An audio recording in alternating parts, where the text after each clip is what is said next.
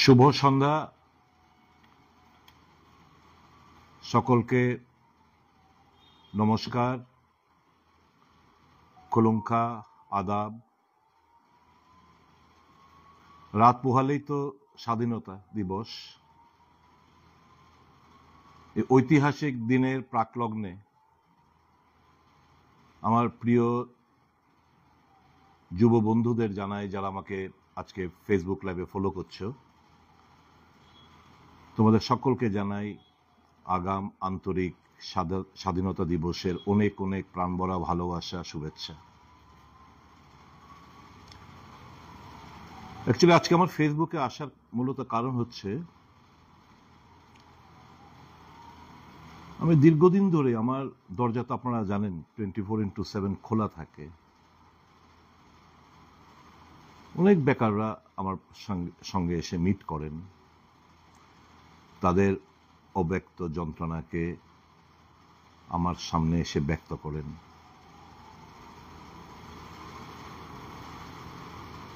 সেই ত্রিপুরা পুলিশেরই হোক, ফায়ার সার্ভিসেরই হোক, টেটের শিক্ষকরাই হোক, কিংবা টেটের যারা পরীক্ষা দিয়ে এখনো চাকরি পাচ্ছে না তারাই হোক, টেট পরীক্ষার জন্য যারা প্রিপেয়ার্ড হয়ে রয়েছে, পরীক্ষা হচ্ছে না তারাই হোক,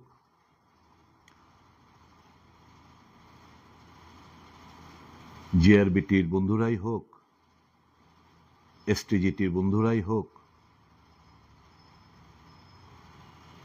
আমার ইঞ্জিনিয়ার বন্ধুরাই হোক, যারা নেট, সেট, পিএইচডি হোল্ডাররা রয়েছেন, তারাও আমার সঙ্গে এসে কথাবার্তা বলেন। সমাজের বিভিন্ন যুবকরা যারা কোয়ালিফাইড, যারা একটা চাকরির প্রত্যাশা করেন, তারা হামেশাই আমার সঙ্গে এসে যোগাযোগ করেন এবং তাদের অব্যক্ত যন্ত্রণাকে তারা আমার সামনে এসে তুলে ধরেন। তো আমি ভাবলাম এই স্বাধীনতা দিবসের প্রাকলগ্নে আপনাদের সঙ্গে আমি কিছু কথাবার্তা বলি। এর মধ্যে কোনো রাজনীতি আমি করতে চাই না। কে কি এর থেকে ড্র করবে এটা তাদের ব্যাপার, কিন্তু আমি পরিষ্কারই বলি, রাজনীতির জায়গায়, রাজনৈতিক বক্তব্যের জায়গায় আমি বেকারদের নিয়ে কিংবা তোমাদের সঙ্গে আমি অন্তত এত নিচে এসে আমি পলিটিক্সটা করতে চাই না। আজকে নোটিফিকেশন বের হয়েছে, বিধানসভা অধিবেশন 4 তারিখ থেকে শুরু হবে, 4 সেপ্টেম্বর। আমার জানা নেই কদিনের বিধানসভা অধিবেশন বসবে। তো আপনাদের যে অব্যক্ত যন্ত্রণাটাকে আমি বিধানসভায় তুলে ধরতে চাই। যারাই এসছে আমার কাছে, তোমাদের মধ্যে যারাই এসছো, তারা তাদের বক্তব্য আমার কাছে রেখে গেছো। আমি কিছু কিছু নোট করেছি, সেগুলো আমি তোমাদের কাছে বলছি এবং প্রত্যাশা রাখবো তোমাদের কাছ থেকে যে বিধানসভা অধিবেশনের আগে ছোট আকারে একটা ব্রিফ নোট অন্তত তোমাদের যারা যে প্রবলেমগুলো রয়েছে সে প্রবলেমগুলো তুলে আমার সামনে, আমার কাছে এসে তোমরা দিয়ে যাবে, সে প্রত্যাশা আমি রাখি। যেমন আমার এখানে ত্রিপুরা পুলিশ কনস্টেবলের নিয়োগের যে প্রসেস, সেটা এখনো কমপ্লিট হয়নি। প্রায় 2022 সাল থেকে এটা প্রসেস শুরু হয়েছিল। 1000 পুলিশ কনস্টেবল নিয়োগ করবে বিজ্ঞপ্তি জারি করা হয়েছিল, কিন্তু যখনই তোমরা গিয়ে জিজ্ঞেস করো, তোমাদেরকে বলা হয় পাইপলাইনে আছে, ওয়েট করো। এটা এই ওয়েটটা কত বছর লাগবে, কতদিন লাগবে, ক মাস লাগবে, কোনো তার হিসেব নেই। ফায়ার সার্ভিসেরও প্রায় 2021-22 পরীক্ষা হয়েছিল, ফায়ারম্যান এবং ড্রাইভারের। এখনো রেজাল্টের কোনো আপডেট নেই। জিআরবিটি গ্রুপ ডির রেজাল্ট এখনো বেরোয়নি। টেটের তো রিক্রুটমেন্ট বন্ধ হয়ে রয়েছে। আমার স্কুলগুলো শিক্ষকতার অভাবে ঝুঁকছে পড়াশোনা, একদিকে নিয়োগ হচ্ছে না, পরীক্ষাও হচ্ছে না। প্রায় আমার মনে হয় বছর দুয়েক হবে পরীক্ষা হচ্ছে না। এসটিজিটির বন্ধুরা এসেছিল, তাদের একটা ডিমান্ড যে 2022 সালে যারা কোয়ালিফাই হয়েছিল তাদেরকে সকলকে একযুগে যেন নিয়োগ করা হয়। আমি আরটি এর মাধ্যমে আমি জানতে পেরেছি যে এএনএম এবং এমপিডব্লিউ প্রায় 1000 ভ্যাকেন্সি রয়েছে। মানে অবাক হওয়ার মতো ব্যাপার, স্বাস্থ্যের সাথে জড়িত লাস্ট 7 বছর ধরে এই এএনএম এবং এমপিডব্লিউর কোনো নিয়োগ প্রক্রিয়া কমপ্লিটলি স্তব্ধ হয়ে পড়ে রয়েছে, কোনো নিয়োগ নেই। একটা সময় ছিল আমরা বলতে শুনতে পেতাম আমরা যে আমাদের রাজ্যে কোয়ালিফাইড লোকরা নেই, কাজেই শিক্ষক কিভাবে নিয়োগ করবে, প্রফেসর অ্যাসিস্ট্যান্ট প্রফেসর হিসেবে কিভাবে নিয়োগ করবে। এখন নেট পাস করা, সেট পাস করা পিএইচডি হোল্ডাররা আনুমানিক, আমার এক্সাক্ট ডেটাটা হয়তো আবার ভুল হতে পারে, আনুমানিক 1400 মতো, আমার জানাশোনা 1400 মতো লোক, ছেলেরা, আমাদের নজওয়ান ছেলেরা রয়েছে যারা নেট, সেট এবং পিএইচডি হোল্ডাররা। খবর নিয়ে দেখুন প্রত্যেকটি কলেজে, হায়ার এডুকেশন প্রত্যেকটি কলেজে সঠিকভাবে পড়াশোনা হচ্ছে না, কারণ শিক্ষকতার professor, assistant professor, associate professor অভাবে, অথচ তাদেরকে নিয়োগ করছে না। এদের মধ্যে থেকে এখন কি হচ্ছে, ভিজিটিং লেকচারার কিংবা ভিজিটিং অ্যাসিস্ট্যান্ট প্রফেসর হিসেবে তাদেরকে একটা অনারিয়াম 500 টাকা মতো দেওয়া হয়। At the end of the day, মাসের শেষে গিয়ে দেখা যায় 4-5 হাজার টাকাও পায় না, এবং এগুলো 8-9 মাস ধরে পড়ে থাকে। তো এই যে মেন্টালি যে তাদেরকে কত বড় একটা অত্যাচার আমরা করছি, শাসককে আমি দোষ দিচ্ছি না মোটেও, শাসক বিরোধী আমরা, তাই জন্য আমিও আমার কথাই বলবো, আমরা তাদেরকে কতটা মেন্টাল হ্যারাসমেন্ট করছি, প্রবলি আমরা সেটা বোঝার বোধহয় আমাদের কোনো মাপকাঠি নেই। 2016 সালে লাস্ট ত্রিপুরা ইঞ্জিনিয়ারিং সার্ভিসের পরীক্ষা হয়েছিল, এবং এই লাস্ট 7 বছর বাদে গিয়ে একটা পরীক্ষা হয়, সেটা নিয়েও কেস টেস হয়েছে। তো আমি আরটিআই করে জানতে পারলাম যে পিডব্লিউডি, আরডি, এগ্রি এবং আরবানের পুরোটা আমি পাইনি, শুধু এএমসি, আগরতলা মিউনিসিপ্যাল কর্পোরেশন, এই কয়েকটা, পিডব্লিউডি, আরডি, এগ্রি এবং আগরতলা মিউনিসিপ্যাল, আরো এছাড়াও অনেক রয়েছে। এই কটা জায়গাতে 537 জন ডিগ্রি ইঞ্জিনিয়ারের পোস্ট ভ্যাকেন্ট রয়েছে, 466 জন ডিপ্লোমা ইঞ্জিনিয়ারের পোস্ট ভ্যাকেন্সি রয়ে গেছে, কিন্তু কোথাও কোনো নিয়োগ হচ্ছে না। আমাদের এখানে একটা আর্ট এবং মিউজিক কলেজ আমাদের রয়েছে। সরকারকে ধন্যবাদ জানাই, সিবিএসই 76 প্লাস 125, প্রায় 201টি স্কুলে সিবিএসই হিসেবে রাজ্য সরকার ঘোষণা দিয়েছেন। এখন সিবিএসই ঘোষণা দেওয়া মানে হচ্ছে এখানে যোগা টিচার থাকতে হবে, আর্টের টিচার থাকতে হবে, মিউজিক টিচার থাকতে হবে, কিন্তু কোথায় নিয়োগ তো হচ্ছে না। The mandatory provision of CBSE হচ্ছে যে এখানে আর্ট, যোগা, মিউজিক টিচার থাকতে হবে, কিন্তু নো রিক্রুটমেন্ট। নার্সেস, প্যারামেডিক্স প্রচুর সংখ্যক শূন্যপদ পড়ে রয়েছে, কিন্তু সেগুলো পূরণ হচ্ছে না। এবং যারা টিপিএসসির যে বিভিন্ন পরীক্ষা টিপিএসসির মাধ্যমে যেগুলো হয়, আমি কয়েকটি ডাটা আমি তোমাদের সামনে তুলে ধরতে চাইছি। Tripura combined competitive exams for miscellaneous posts, advertisement number 14/2022, dated 10/8/2022। Main এক্সামসটা প্রিলির পরে মেইন এক্সাম সম্পন্ন হয়েছে 19 নভেম্বর 2023-এ। প্রায় একটা নম্বর আসতে চলছে, এখনো এই তার রেজাল্ট ডিক্লেয়ার করেনি। আরেকটা হচ্ছে অ্যাডভার্টাইজমেন্ট নাম্বার 13/2023, ডেটেড 16/9/2023। এটা হচ্ছে ফর ইলেকশন ইন্সপেক্টর। মজার ব্যাপার হচ্ছে পরীক্ষা হওয়ার কথা ছিল টিপিসির বিজ্ঞাপন মোতাবেক 2রা জুন 2024, তারপর এটা পিছিয়ে দেওয়া হলো 16 জুন 2024, এটাকে আবার পিছিয়ে দেওয়া হলো এই মাসের 11/8/2024।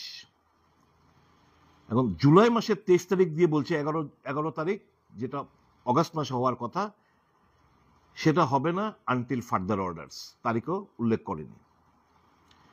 3 নম্বর হচ্ছে টিসিএস এবং টিপিএস, অ্যাডভার্টাইজমেন্ট নাম্বার 5/2022, ডেটেড 3/4/2022, 40টি পোস্টের জন্য এখানে প্রিলির রেজাল্ট আউট হয়েছে 10 জুলাই 2023-এ আউট হয়েছে প্রিলিমিনারি রেজাল্ট। তারপরে মেইন এক্সামস হেল্ড হয়েছে 25 সেপ্টেম্বর 2023, আজকে হচ্ছে 14। গত পরশু থেকে এটার ইন্টারভিউ স্টার্ট হয়েছে। প্রায় আমার জানা মতো প্রায় 8,000-এর মতো পরীক্ষার্থী ছিল এই টিসিএস এবং টিপিএস। এখানে 1:10 রেশিওতে নেওয়া হয়েছে, মানে একটা পোস্টের জন্য 10 জন। যেহেতু 40টা পোস্ট রয়েছে, মোট 400 জনকে সিলেক্ট করা হয়েছে, মানে মেরিট লিস্ট মোতাবেক মেইন এক্সামসে 400 জন সিলেক্টেড হয়েছে। এবার 400 জনের যারা মেইন এক্সামসে তাদের মধ্যে থেকে 130 এখন হয়ে গেছে এই যে পার্সোনালি টেস্ট হবে, সেখানে 1:3, মানে একটা পোস্টের জন্য এর থেকে শর্ট লিস্ট করে 3 জনকে ডাকা হবে। তার মানে 133 জন মতো ডাকার কথা। যাই হোক, তারা রাউন্ড ফিগার করে 130 জনকে ডেকেছে, যার পরশু থেকে তার ইন্টারভিউ নেওয়া শুরু হয়েছে। মজার ব্যাপার হচ্ছে কি, এর আগে এই পরীক্ষার আগে, if my memory does not betray me, correct me if I am wrong, excise ইন্সপেক্টরের একটা পরীক্ষা হয়। তো ওখানে কিছু ভালো স্টুডেন্ট সুযোগ পেয়েছে, কারণ টিসিএস টিপিএস এক্সামস গুলো হচ্ছিল না, তো ওখানে সুযোগ পেয়েছে। তারপর এই ছেলেগুলো যারা সিলেক্টেড হলো,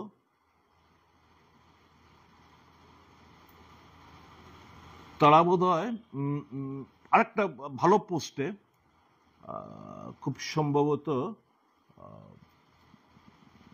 সোশ্যাল ওয়েলফেয়ার ডিপার্টমেন্টের কোনো একটা পোস্টে তারা আবার পেয়ে যায়। এখন এখানেও এই 130 জনের মধ্যে এরাও পেয়েছে, অর্থাৎ আবার ওখানে কিন্তু তাহলে ভ্যাকেন্সি দুটো, এক্সাইজ ইন্সপেক্টরের ভ্যাকেন্সি, সোশ্যাল ওয়েলফেয়ার দপ্তরের মধ্যে ভ্যাকেন্সি। এখন এরা খুব মেধাবী স্টুডেন্ট, এরা এখানে চান্স পাবে, এখানেও ভ্যাকেন্সি, মানে এখানে জয়েন করবে হয়তো বা যদি সিলেকশন হয়। তাহলে আমি কথা বলছি, তাহলে পরীক্ষাটা নেওয়া ছিল টিপিএস এবং টিসিএস, এই যে টিপিএসসির পরীক্ষাটা ফার্স্ট নেওয়া ছিল, উচিত ছিল। ওখানে ক্রিমগুলো চলে যেত, তারপর বাকি পরীক্ষাগুলো হতো, তাহলে আর ভ্যাকেন্সি হতো না। এখন এই যে ভ্যাকেন্সি হয়ে থাকবে, যারা আবার এখান থেকে অফ করে টিসিএস বা টিপিএস এ চলে যাবে, তো কবে আবার এগুলো ফিল আপ হবে, অনলি গড নোজ। প্রবলেম আমাদের সিস্টেমের মধ্যে, nobody is there to put their head, আর একটা সিস্টেমে ফেলে যে বেকারদের সঙ্গে সঠিকভাবে তাদেরকে মূল্যায়ন করি, এই জিনিসটা কিন্তু আমাদের হচ্ছে না, আমাদের কোথাও না কোথাও ত্রুটি রয়ে যাচ্ছে। আজকে ফেসবুক লাইভে আসা নিশ্চয়ই যদি সরকারি কোনো আমলা কিংবা যারা সরকারে রয়েছেন, মন্ত্রী, বিধায়ক, তাদের ওয়েলউইশাররা যদি আমার বক্তব্য শুনে থাকেন, please advice them accordingly. Both ruling and opposition together we have to ensure সকলকে চাকরি দেওয়া সম্ভবপর, এটা আমরা জানি, কিন্তু একটা সিস্টেমেটিক ভাবে যদি আমরা তাদেরকে ধারাবাহিকভাবে প্রতি বছর এই এক্সামসগুলো নিয়ে নিয়ে সঠিকভাবে মেধার যদি আমরা মূল্যায়ন করি, তাহলে ওয়ার্ক কালচারও নষ্ট হবে না। এবং সবচেয়ে বেশি আমার প্লেস অফ কনসার্ন হচ্ছে শিক্ষা, জেনারেশন নেক্সট, আজকের ছাত্র কালকের ইউবা, আমাদের ভবিষ্যৎ। আমি অলমোস্ট প্রায় 2 বছর বাদে I am going to be a senior citizen. তো future of Tripura, my nation, lies in their hands. আমাদেরকে এই প্রোডাক্টগুলো এরকমভাবে আমাদের তৈরি করতে হবে যাতে একটা থেকে একজন তুখার জেম হিসেবে আমরা তাদেরকে আমরা গড়ে তুলতে পারি, বোথ এডুকেশনালি, মোরালি, স্পিরিচুয়ালি, সমস্ত দিক দিয়ে তাদেরকে যেন আমরা গড়ে তুলতে পারি। আমি তোমাদের কাছে আমার একটা এপিল থাকবে, রাজনৈতিক রং আমি দিতে চাই না, আমি আমার কাছে তোমরা জাস্ট জানাবে, আমি এটা উত্থাপন করব, সরকারের গোচরে আনবো বিস্তারিতভাবে। যে আমি যে কটা পয়েন্ট বললাম এছাড়াও তোমাদের কাছে প্রচুর রয়ে গেছে, তোমরা জাস্ট ছোট্ট আকার নোট আকার আমার কাছে দিয়ে যেও। 4 তারিখ থেকে সেশন শুরু হবে, এই 2-4 দিনের মধ্যে দিয়ে যেও, যাতে আমি আমার সুবিধা প্রিপারেশন নিতে। তোমাদের কাছে আমার একটা অনুরোধ থাকবে, তোমাদের বিভিন্ন টেটের একটা সংগঠন রয়েছে, এসটিজিটির সংগঠন রয়েছে, হয়তোবা আমি কিছু ছবি দেখলাম যারা পুলিশে ইন্টারভিউ, হয়তো তাদেরও একটা সংগঠন রয়েছে। আমি চাইবো যে এটা একে অপরের পরিপূরক হও। ওয়াই ডোন্ট তোমাদের মধ্যে কেউ না কেউ কেন ইনিশিয়েটিভ নেয় না? আমার মনে আছে আমি when I was a college student, আমি ইঞ্জিনিয়ারিং কলেজ যখন পড়াশোনা করতাম, আমি একদিন একটা বিজ্ঞাপন পত্রিকাতে দিয়ে উমাকান্ত গ্যালারির মধ্যে আমরা বসে আমরা মিটিং করেছি, আরসিসির মধ্যে আমরা মিটিং করেছিলাম, প্রচুর ছেলেমেয়েরা এসেছিল। আমি চাইবো তোমাদের মধ্যে থেকে যারা শুনছো আমার কথাবার্তাগুলো, তোমাদের মধ্য থেকে একটা বিজ্ঞাপন দাও পত্রিকার মধ্যে, দিয়ে একদিন একটা জায়গায়, we are not going to পোক আওয়ার নোজ, তোমরা যারা আনএমপ্লয়েড এডুকেটেড ইউথস রয়েছে, তোমরা বসে তোমাদের সকলের সমস্যাগুলো আলোচনা করো, ফর্মে কমিটি, আনএমপ্লয়েড অ্যাসোসিয়েশন, যদি কেউ এর মধ্যে চাকরি পেয়ে যায়, give your button to the next one, let this unemployed association continue. এই যে বিভিন্ন প্রবলেম, যারা পুলিশে পিএইচকিউতে গিয়ে ধর্ণা দিচ্ছে, শুধু যারা এই দপ্তর কেন এরা শুধু যাবে? Why not all together? Why not টেটের তারা? ওয়াই নট জিআরবিটির তারা? লাইকওয়াইজ তোমরা যখন করবে, সবাই মিলে সরকারের উপর, আমাদের উপর একটা চাপ তৈরি করো, উশৃঙ্খলতা নয়। You fight for your right. Ours is an independent country. You should raise your voice. তোমাদের ভয়েসটা in a most discipline manner তোমরা আওয়াজটা পৌঁছে দাও সকলের কাছে। তোমরা যদি বহুভাবে বিভক্ত হয়ে থাকো, it gives the opportunity to the rulers. United we stand, divided we fall. Be united, my dear brothers and sisters. You all like my kids. I want your future to be secured. I want my youth to shine in their life. আমি চাই তোমাদের স্বপ্ন পূরণ হোক। There is no shortcut. আর ভালো করে যারা স্টুডেন্টরা রয়েছে, আজকে স্টুডেন্ট কালকে ইউবা, আমি একটা কথা বলবো, বিহারের মতো একটা স্টেট, বিহারের মতো একটা স্টেট কি কঠোর পরিশ্রম এরা করে, এবং আইএএস আইপিএস এ তারা স্ট্যান্ড করে। ড্রিম বিগ, স্বপ্নটা বড় দেখো।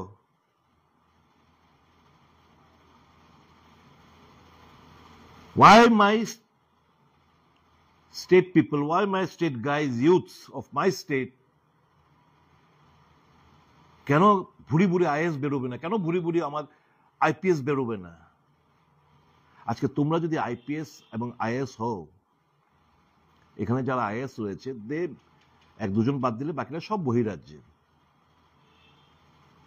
Their concern will not be for the development of our state. অনেক কিছু আমার বলা উচিত না, কিন্তু বলতে হচ্ছে এই জায়গায়। আমার টিসিএস অফিসাররা, আমার ত্রিপুরা সিভিল সার্ভিস অফিসাররা যে এখানে থাকবে, ওর এখানে বর্ন এন্ড ব্রট আপ, যে আন্তরিকতা, যে ফিলিংস, যে ভাবনা নিয়ে সে কাজটুকু করবে, স্বাভাবিকভাবেই আমি তাদেরকে দোষ দিই না। অন্যান্য প্রদেশ থেকে এসে कुछ दिनों हम तो 4-5 साल 2-3 साल काम करके একটা সেন্ট্রাল গভর্নমেন্টের একটা পোস্টিং নিয়ে চলে যাব, এরা সব ক্যারিয়ারিস্ট। কিন্তু ওই ছেলেমেয়েরা যদি আইএস আমার রাজ্যের ছেলেমেয়েরা যদি হয়, ত্রিপুরা কিন্তু অন্য একটা রূপ একটা দেখা দেবে। তা আমি তোমাদের কাছে এটুকু বলবো, please study hard, dream big, ঐক্যবদ্ধ হও, fight for your right, don't bag. এই একটা অনুরোধ, there is no shortcut to success. মাথা উঁচু রেখে বাঁচার চেষ্টা করো। Don't bow down, only bow down before the God, before Allah, before Lord Christ, before Lord Shiva, before Lord Ram, Ram ঠাকুর, অনুকূল ঠাকুর, যা যে যার ভক্ত, ঠাকুরের কাছে মাথা নত করো, আর অন্য কারোর কাছে না। আর একটা বড় ভয়ানক একটা ব্যাপার এসে দাঁড়িয়েছে, হচ্ছে আউটসোর্সিং। তোমরা জানো, কিছুদিন আগে একটা ইস্যু নিয়ে আমি টিপিসি কে ধর্ণা দিয়ে ডেপুটেশন দেই, সরকারের গোচরে আনি। এটা হচ্ছে পিআরটিসির ব্যাপার নিয়ে। এই যে 130 জন, আমি যে কিছুক্ষণ আগে টিপিএস এবং টিসিএস এবং টিপিএস এর কথা বললাম, এই যে 130 জনের মতো, তোমরা জানো একটা ভালো পার্সেন্টেজ ঝাড়খণ্ড, মার্ক মাই ওয়ার্ডস, তোমরা যারা ইন্টারভিউ দিচ্ছ তোমরা আমার থেকে বেটার জানো, from Jharkhand, from West Bengal, from Bihar, from Assam, এরা এখানে এসে পার্টিসিপেট করছে। দে আর এভেলিং বেটার টিউশন ফেসিলিটিস। আমার কোন ছেলে গিয়ে আসামে, বিহারে, পশ্চিমবাংলায় সিভিল সার্ভিসে কাজ করছে, আমাকে দুটো নাম আমাকে বলে আমাকে কালেক্ট করাবেন। But we have open the door for them. এখন বলবে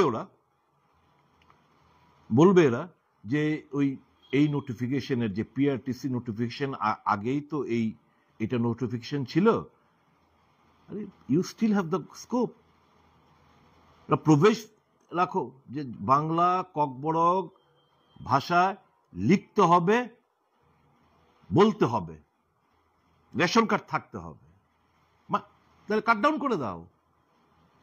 এই কথাগুলো বলছি যাদের উদ্দেশ্যে নিশ্চয়ই আমি বিশ্বাস আগামী দিন এই মর্মে ওনারা কাজ করবেন। যে কথাটা বলছি যে আউটসোর্সিং একটা ভয়ানক। আপনারা প্রত্যেক বছর বাজেটের একটা গ্লান্স যদি দেখেন, প্রত্যেক বছর বাজেটের যে গ্লান্সের মধ্যে পেছন দিকে লেখা থাকে যে এই অর্থ বছরে কতজন রিটায়ার্ড হবে। বর্তমান সরকার 6 বছর অধিক চলছে। আমি দায়িত্ব নিয়ে বলতে পারি, মোর দেন 30,000 employees have retired from various posts. তো ওয়্যার ইজ দ্য অ্যাবজর্পশন? নিয়োগ কোথায়? এক বছর এই যারা রিটায়ার করবেন, ধরুন সামনের মাসে, ওই ডেট থেকে 1 বছর অব্দি পোস্টটা জীবিত থাকে, তারপর পোস্টটা অ্যাবলিশড হয়ে যায়। ফার্দার লোক নিতে গেলে পোস্ট ক্রিয়েট করতে হবে ফিনান্সের দ্বারা, তখন তাল বাহানা করবে। আমি সরকারের যারা আমার শাসক গোষ্ঠীর যারাই শুনছে আমার কথাগুলো, আমার তাদের কাছে আর্নেস্ট এপিল থাকবে, let the post be not abolished. এটাকে জীবিত রাখুন, অ্যাবজর্ভ করুন। আচ্ছা, টাকা দিচ্ছেন এই যে আউটসোর্সিং যারা ঠিকাদার কন্ট্রাক্টর, তাদেরকে টাকা দিচ্ছে তো রাজ্য সরকার। আমার কাছে, আমি একটা ঠিকাদার, আমার কাছে প্রচুর। আর ফার্মগুলো কে কি তাদের যে যে ফার্মগুলোকে আপনারা দিচ্ছেন তাদের কি কি ক্রেডেনশিয়াল এগুলো আমরা জানি। বলে আজকের দিনে বলে মনে আঘাত দিতে আমি চাই না কাউকে, স্বাধীনতার আগের দিন সন্ধ্যাবেলা। যে কোনো উপায় আমার কাছে টাকা আছে, আমি কম্পিট করলাম, টেন্ডার পেলাম, সরকার বললো কি যেমন একটা সাধারণ যে জিডিএ পোস্ট, একটা গ্রুপ ডি পোস্ট, ওর জন্য 15,000 টাকা আমরা ধার্য করলাম, আমি কোট করলাম, সরকার রাজি হলো। এবার আমি দিচ্ছি কত ওকে? 7,000, 8,000, 9,000। বাকি টাকা আমি কন্ট্রাক্টর, আমি কমিশন পাচ্ছি। এমন যতগুলো নিয়োগ হচ্ছে, সরকার তো টাকা দিচ্ছে 15,000 করে, কিন্তু আমার ছেলেটার কাছে কি 15,000 টাকা কি পৌঁছেছে? না। কে নিয়ে নিচ্ছে তার অর্ধেক টাকা? ওই কন্ট্রাক্টর, ওই ঠিকাদার, ওই যিনি পেয়েছেন বরাতটা। Why this will happen? আমি সরকারের কাছে, শাসকের কাছে with folded hands on behalf of the youth of my state appeal,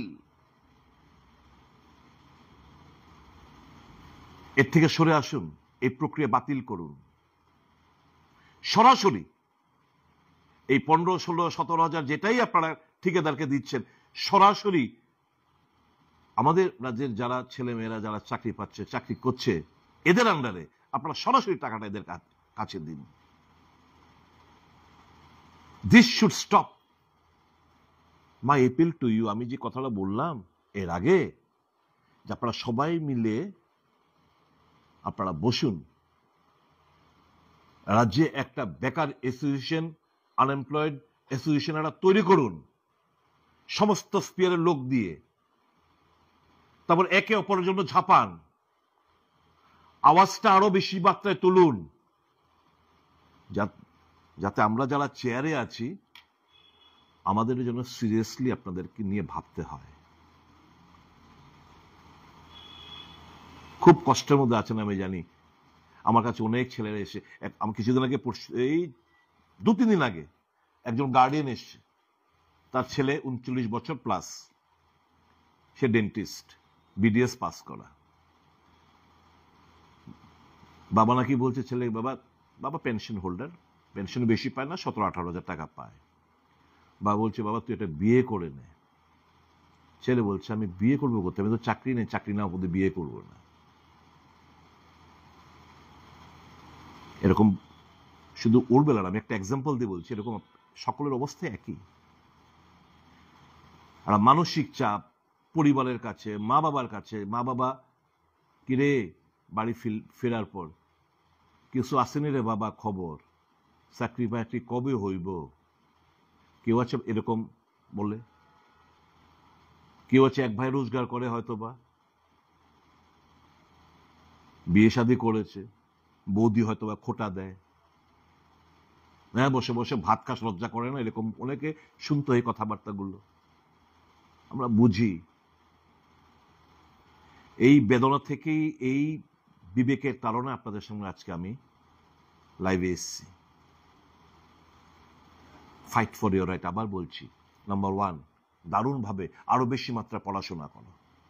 if Bihar can, if the people students of Bihar can, why not my students of my state? Where lies the problem? You tell me. But study hard. No shortcut. Competitive world আরো কঠিন হচ্ছে, আরো কঠিন হচ্ছে। আমার রাজ্যের মেধা যেন মান না খায়। এই যে NET SET PhD holder, I feel so bad. কি দারুণ মেধাবী ছেলে মেয়েরা, but who cares for them? Who talks for them? আমি সরকার, শাসকের কাছে আমার বিনম্র এপিল থাকবে, প্লিজ এদের কথা একটু ভাবুন, আর ঘুরাবেন না, আর এদের ফিউচারটাকে নষ্ট করবেন না। টাকা আছে আমি জানি, এই পোস্টের এগেনস্টেই তো নতুন ভাবে তো পোস্ট ক্রিয়েট করতে হচ্ছে না, এই পোস্টের এগেনস্টেই তো আপনারা নিয়োগ করবেন। কাজেই এর মধ্যে আর তাল বানানো যেন না হয়, খুব দ্রুততার সঙ্গে এই নিয়োগগুলো, এবং ধারাবাহিকভাবে এই বছর করলেন পরের বছর আরো 4 বছর বাদে নিয়োগ করলে তা না, ধারাবাহিকভাবে প্রতি বছর যেন নিয়োগ সম্পন্ন হয়, বিনম্র অনুরোধ রাখছি। আর মাই ইউথ, युवा জাগো, ফাইট ফর ইউর রাইট। রাজনীতি না, আমাকে কে কি নিয়ে ভাবছে, কে কি ধারণা করছে আমি জানি না, but I am speaking from my heart, believe me, I am speaking from my heart. খুব কষ্ট হয়, যারা আসে they are like my son and daughters, I feel for them. তাদের তাদের ওই যে যন্ত্রণা, অব্যক্ত ব্যথা, যন্ত্রণা, তা নিয়েই আজকে আমার talk show. God bless all of you, don't lose hope, fight for your right, study hard, prepare yourself hard, a wonderful future lies ahead of you. আপনাদের ফিউচার সুরক্ষিত করা, আমার देश के सुरक्षित करा, क्योंकि आप लोग भारत के भावी सैनिक, आप लोग भारत के भावी सैनिक। हिंदुस्तान हमारा है, आजादी के पहरेदारों, ये स्थान हमारा है। जय हिंद, जय Bharat, God bless all of you.